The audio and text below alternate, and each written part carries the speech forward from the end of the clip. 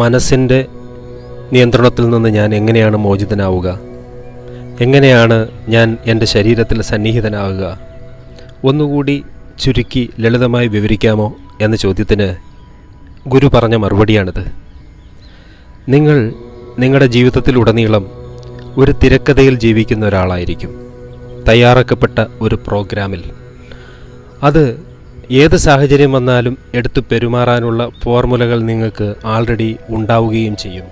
ഇതിനെ നിങ്ങൾ നിങ്ങളുടെ ക്യാരക്ടറെന്നോ അല്ലെങ്കിൽ നിങ്ങളുടെ ബിഹേവിയർ പാറ്റേൺ എന്നോ ഒക്കെ ആധുനിക സയൻസ് വിളിക്കും.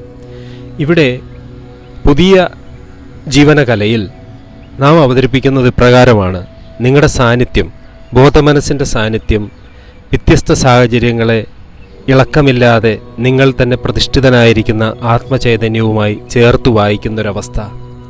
ഓരോന്നും പ്രത്യേകം പ്രത്യേകം.